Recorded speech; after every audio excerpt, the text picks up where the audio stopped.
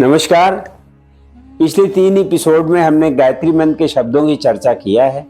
आज हम आखिरी के जो 3 शब्द हैं उन पर चर्चा करेंगे और ये शब्द हैं धियो यो नः प्रचोदयात्। गायत्री मंत्र का धियो शब्द हमें विवेक का अनुशीलन कराता है।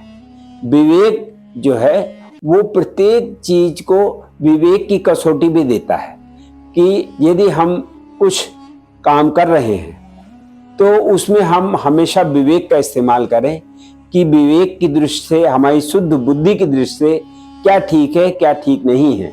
यदि हम अपने विवेक को हर जगह अप्लाई करके कोई काम करेंगे तो निश्चित रूप से हमारा सब काम अच्छा होगा। और इस पर एक चीज और महत्वपूर्ण है कि हम कोई भी बात विवेक सम्मत है या नहीं है, उचित है कि नहीं है, ये बात जो है देश काल और परिस्थितियों के हिसाब से बदलती रहती है। कई बार कोई चीज पहले के समय में कोई कही गई है तो वो हो सकता है ठीक हो, लेकिन अब समय बदल गया है तो निश्चित रूप से हमें उसके हिसाब से अपने जो दृष्टिकोण है उसको बदलना होगा। यदि हम उसको बदल के अपना कोई निर्णय लेंगे तो निश्चित रूप से वो सही होगा। हानि लाभ, अच्छे बुरे, मित्र शत्रु, इनकी जो पहचान है ये कैसी होती है? विवेक से होती है। और यदि हम विवेक को अपना मित्र बनाते हैं तो हमें हमारा सब काम सही होगा। और विवेक हमें सुधारता है और हमें खतरों से भी बचाता है और हमें सफलता की ओर ले जाता है। हमें हर समय एक ऐसे मित्र की आवश्यकता होती है जो हमारे लिए सदैव कल्याणकारक हो। तो ये कौन है? ये मित्र हमारा जो है हमारा विवेक है। विवेक का मतलब ये कि हमारी जो सद्बुद्धि है और जो सही दृष्टिकोण है वही जो है हमें हमेशा सही मार्ग पर ले जाता है। कई बार क्या होता है कि अनेक परस्पर विरोधी विचारधाराएं सामने आ जाती है और हमारी बुद्धि भ्रमित हो जाती है कि क्या सही है क्या गलत। लेकिन ऐसे समय में विवेक ही हमको सही मार्गदर्शन देता है और उसके बाद जो बात हमें बुद्धि सम्मत लगे, सही लगे, उसी को हमें स्वीकार करना चाहिए। धियो शब्द का अर्थ यह है कि हम विवेकवान बने और यदि हम विवेकवान होंगे तो निश्चित रूप से हमारे सब कर्म सही होंगे। गायत्री मंत्र का अगला शब्द है योनः। योनः शब्द जो है वो हमें शिक्षा देता है कि हम अपनी शक्तियों का छोटा से छोटा भाग अपनी आवश्यकताओं की पूर्ति के लिए प्रयोग में लाएं और जो अधिक है हमारे पास, हमारी आवश्यकता से अधिक है, उसको हम अशक्त लोगों के मध्य बांट दें। तो सभी मनुष्य परमात्मा के पुत्र हैं और अधिकांश लोगों का समय वो तन ढकने के लिए जो वस्त्र लगते हैं, जो पेट भरने के लिए भोजन लगता है, उनकी व्यवस्था में ही खर्च हो जाता है। तो निश्चित रूप से यदि हम ये महसूस करें कि हमारे सभी भाई हैं और उनको भी यदि हम अपनी आवश्यकता से अधिक हमारे पास साधन है तो उनको हम प्रदान करेंगे तो निश्चित रूप से उनको बहुत बड़ी मदद होगी। तो हम अपने जोड़ने की मृत तृष्णा में न भटकें और अपनी आवश्यकताओं को कम से कम रखें और बची हुई शक्ति को जो निर्बल है, निर्धन है, अशिक्षित है, अल्प बुद्धि, उनको ऊपर उठाने में लगा दें। और यदि हम ऐसा करते हैं तो योनः शब्द का जो सही मीनिंग है उसको हम अपने जीवन में अपना रहे हैं। गायत्री मंत्र का अगला शब्द है प्रचोदयात्। प्रचोदयात् का मतलब ये होता है कि हमें ईश्वर से केवल एक प्रार्थना करनी है कि हमें भगवान सत प्रेरणा दे। और गायत्री मंत्र में या हमारे द्वारा भगवान से कुछ नहीं मांगा गया, केवल ये मांगा गया है कि हमें हर समय ईश्वर सत प्रेरणा दे। हमें ना तो धन चाहिए, ना वैभव चाहिए, ना सुख चाहिए, ना विद्या, इसकी हम कोई भगवान से प्रार्थना नहीं करते। लेकिन हमने क्या मांगा भगवान से कि भगवान हमें सत प्रेरणा दे।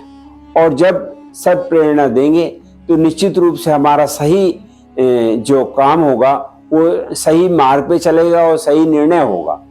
और ईश्वर से क्या प्रार्थना की गई है कि ईश्वर हमें प्राण की शक्ति अधिक से अधिक दे और प्रेरणा अधिक से अधिक दे। जब हम ऐसा करेंगे तो निश्चित रूप से हम अपने जीवन को उन्नत बनाएंगे और हमारे जीवन में उन्नति या अवनति इस बात पर भी निर्भर करती है कि हमारे अंदर प्रेरणा कैसी है। यदि हम प्रेरणा सही है तो निश्चित रूप से हमारा सब काम सही होगा। प्रेरणा का नाम है लगन, धुन, उत्साह, स्फूर्ति।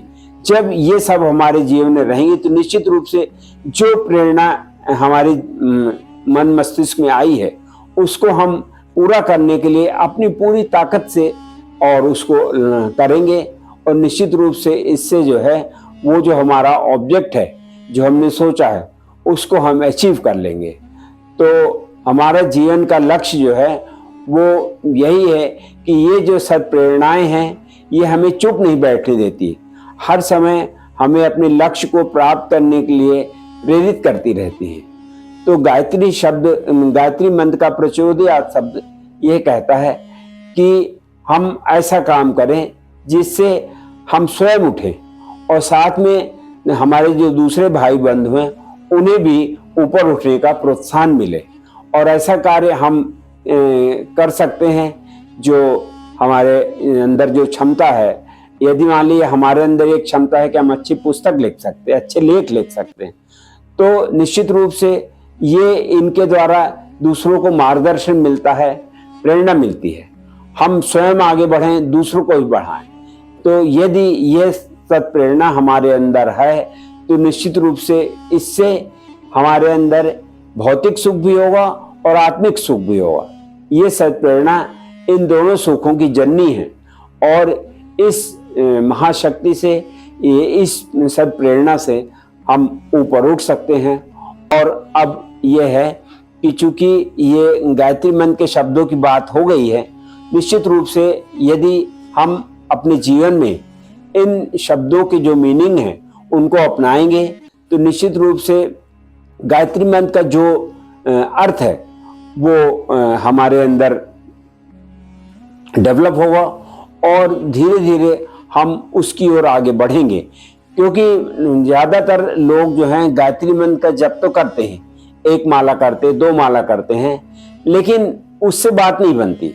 यदि हम गायत्री मंत्र के प्रति आस्था रखते हैं तो उनके अर्थों का, उनके शब्दों का ज्ञान रखते हुए यदि हम गायत्री मंत्र को जपते हैं तो निश्चित रूप से वो अधिक फलदायी होगा। तो आज की जो हमने एपिसोड बनाए, जो आपसे बातचीत किया, तो उसका जो अंतिम परिणाम है वो यही है कि हम और आप गायत्री मंत्र से जुड़ें और गायत्री मंत्र में जो शिक्षाएं दी गई हैं उनको हम अधिक से अधिक अपने जीवन में अपनाएं। धन्यवाद।